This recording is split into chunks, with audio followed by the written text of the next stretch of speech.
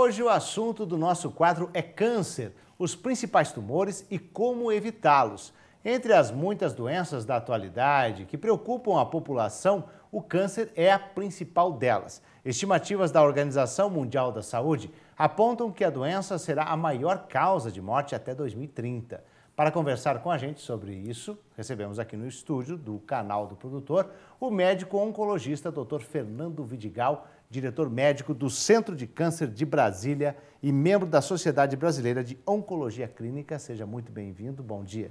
Bom dia, Marcelo, muito obrigado pelo convite. Vamos começar então definindo o que é câncer, Dr. Fernando. Câncer, na verdade, é uma proliferação, um crescimento anormal das células de um determinado órgão do nosso corpo que adquirem uma capacidade de invadir os órgãos adjacentes ou os órgãos à distância, aquilo que a gente chama de metástase. E essa capacidade de invadir, ela é oriunda de uma alteração no seu material genético, no DNA das células, que na verdade é a grande central de comando que determina essa célula, se ela vai morrer ou se essa célula vai se perpetuar. Isso é câncer. E o que causa então o câncer? Marcelo, nós dividimos os fatores causadores de câncer em dois grandes grupos. O primeiro, os fatores ambientais, e em segundo, os fatores genéticos.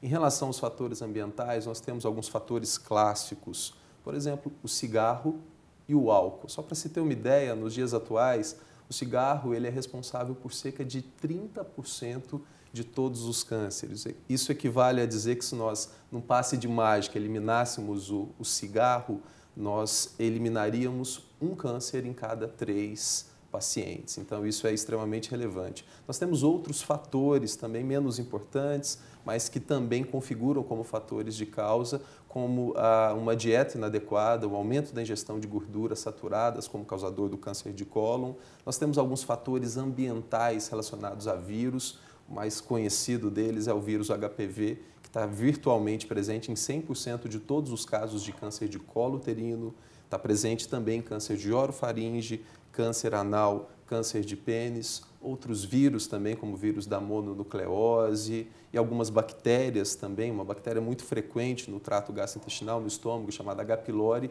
que existe uma relação causal com câncer também gástrico. Essa é a primeira parte. A segunda parte são os fatores genéticos, né? Importante definir que todo câncer ele tem uma base genética, como eu já disse. Hereditário. Na verdade, ele é genético, já que a sua gênese está ligada a uma alteração, uma mutação nessa central de comando que é o DNA. Porém, algumas famílias, elas têm algumas alterações genéticas que são tão marcantes que fazem com que alguns cânceres sejam frequentes em sucessivas gerações. A gente vai ter a oportunidade de discorrer um pouco mais sobre isso. Sem sombra de dúvida, o fator ambiental ele é o mais importante. Então, o risco de desenvolver um câncer está muito relacionado com o estilo de vida, obviamente sem esquecer também dos fatores genéticos. Agora, todo tumor é câncer? Pode ser considerado câncer? Do ponto de vista de definição, isso é importante porque tumor maligno é câncer, mas nem todo tumor é câncer. A gente tem, por exemplo, os tumores benignos, que também são uma proliferação, um crescimento anormal das células, só que esses tumores benignos, eles não têm a capacidade de invadir, não têm a capacidade de gerar as metástases. Eles têm um comportamento absolutamente divergente dos tumores malignos. Agora, doutor, e quais são, então, os tipos de câncer com maior incidência no Brasil? Isso é importante. As estatísticas do INCA nos mostram alguns dados bastante relevantes. O câncer mais comum, tanto em homens quanto em mulheres, é o tumor de pele não melanoma, 25% de todos os casos. Esses tumores eles estão relacionados com exposição solar, são aqueles tumores que devem ser ressecados, são tumores com altas taxas de cura. Saindo desses tumores, em homens, a gente tem o câncer de próstata, que está presente aí em mais ou menos 23% de todos os cânceres de homens, e nas mulheres o câncer de mama, mais ou menos 20% de todos os cânceres nas mulheres. Doutor Fernando, e quem está sob o risco de desenvolver o câncer, então? Marcelo, todos nós temos o risco de desenvolver o câncer, porque todas as nossas células, elas passam por um processo de envelhecimento. Agora, a grande dica, a grande questão é que, com um estilo de vida saudável, com a prática de atividade física, uma alimentação saudável, práticas de sono adequada, a saúde mental, a gente pode evitar a maioria dos tumores e isso deve ser ressaltado.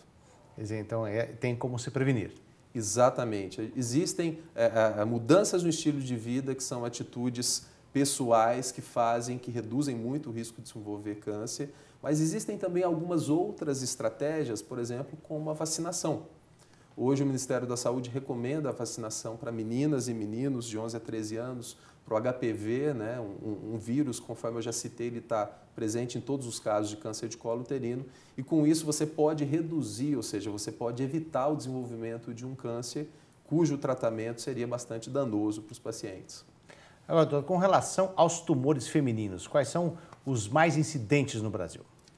Em relação à saúde da mulher, os tumores mais frequentes, em primeiro lugar, como eu já citei, é o câncer de mama. 1 em cada 5 tumores que acontecem nas mulheres é realmente o câncer de mama. Em segundo lugar, o câncer de colo uterino. É interessante notar uma heterogeneidade em termos de região, por exemplo, região norte, o câncer de colo uterino ele é tão prevalente que ele é mais frequente do que o câncer de mama. Mas no resto das regiões é câncer de mama, câncer de colo uterino, depois vem os tumores do corpo do útero e, por fim, os tumores de ovário. Esses são os mais frequentes e a população deve estar atenta a isso. Agora, falando um pouco mais então sobre o câncer de mama que tanto preocupa, já que estamos no mês que dá visibilidade para a importância da prevenção desse câncer. O que causa o câncer de mama? O câncer de mama ele tem alguns fatores causais muito bem estabelecidos. Por exemplo, algumas famílias apresentam algumas mutações, algumas alterações genéticas que predispõem ao desenvolvimento do câncer de mama em sucessivas gerações e principalmente numa idade mais precoce, abaixo dos 35, 40 anos, que é uma idade que não se espera desenvolver um câncer de mama. Porém, vem ganhando corpo na literatura mundial alguns dados recentes mostrando que o excesso de peso e uma alimentação rica em gordura saturada pode sim aumentar o risco do câncer de mama. E quando é necessário fazer a mamografia e quem que deve fazer? As mulheres que apresentam mais de 40 anos, acima dos 40 anos, pacientes assintomáticas, ou seja, que não tem nenhuma queixa, que não palpa nenhum nódulo e que está fora desse grupo de risco que tem essas mutações específicas, essas pacientes elas devem fazer a mamografia anual. Existe uma certa controvérsia em relação a começar aos 40 ou aos 50 anos, mas a maioria das sociedades recomenda iniciar a mamografia. E a mamografia ela é importante, iniciar a mamografia aos 40 anos, a mamografia ela é importante porque o nosso objetivo com a mamografia é detectar um tumor de mama extremamente inicial, no estágio precoce, cujas intervenções são extremamente simples e altamente eficazes. Agora, o autoexame da mama é importante?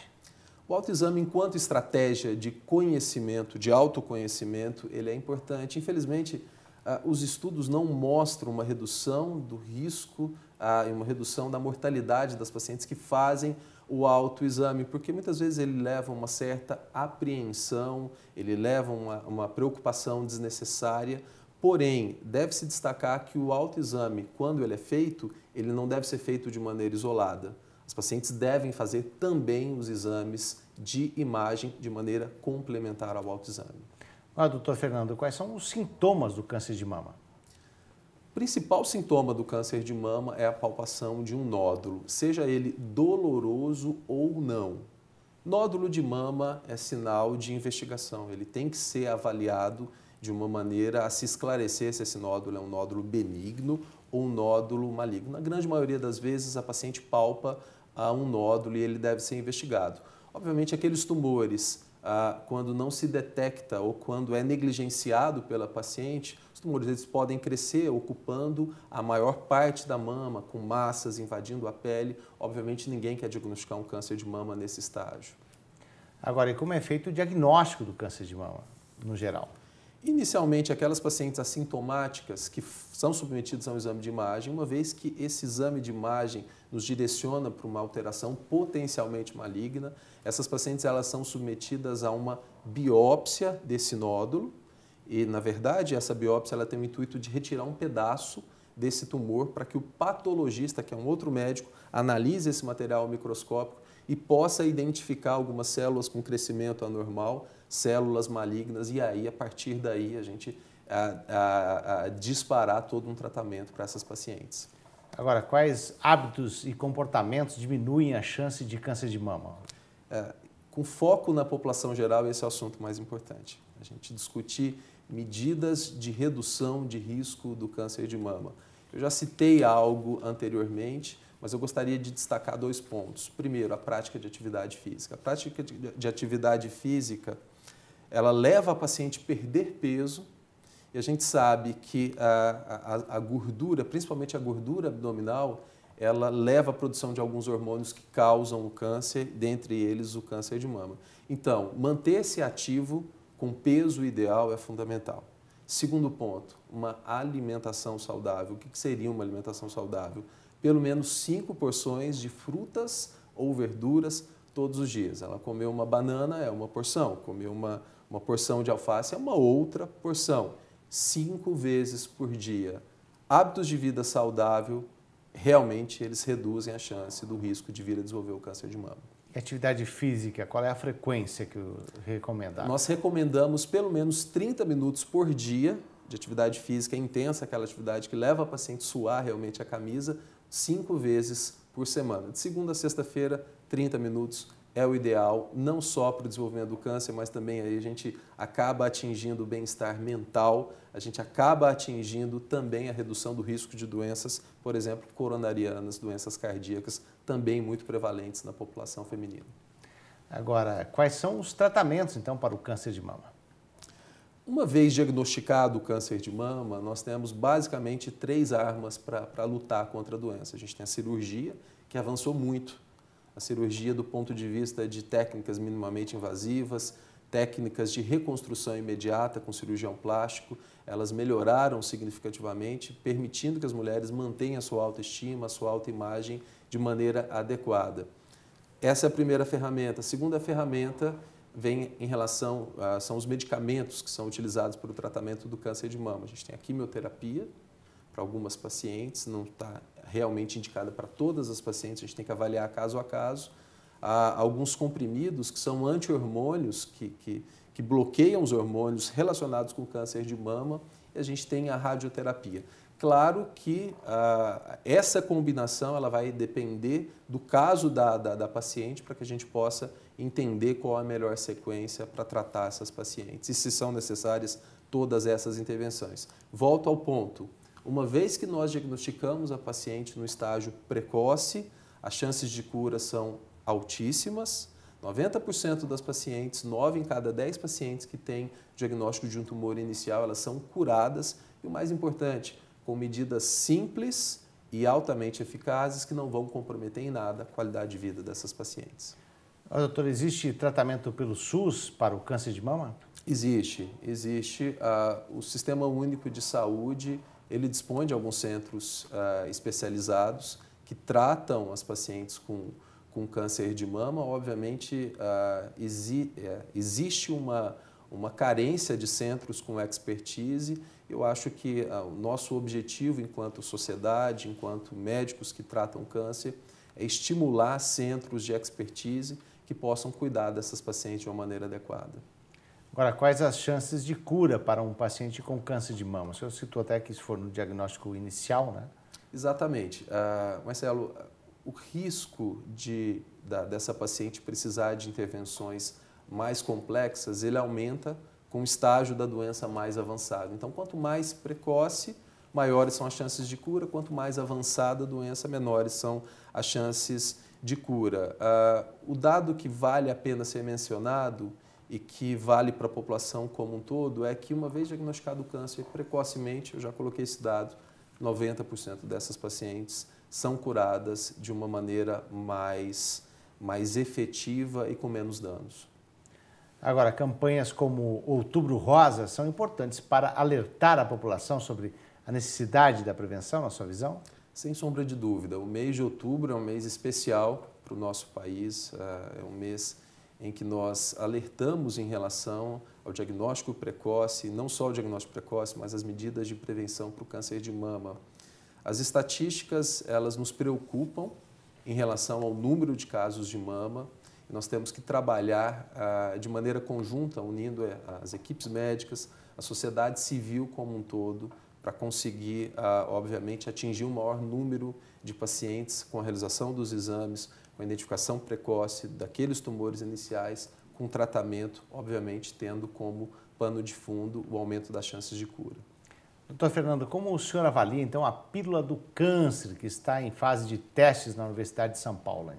Eu avalio que todos os medicamentos com potencial de tratar o câncer, eles devem ser investigados de uma maneira científica, de uma maneira adequada, cumprindo-se todas as etapas que a ciência nos exige. A fosfetanolamina é um grande exemplo disso, ela está sendo testada na Universidade de São Paulo.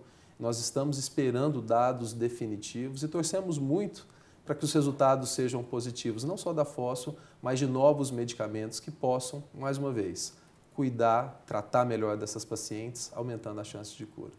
Eu agradeço a participação, então, do médico oncologista, Dr. Fernando Vidigal. Muito obrigado pela participação no nosso quadro Saúde e Qualidade de Vida. Eu que agradeço, foi um grande prazer, Marcelo.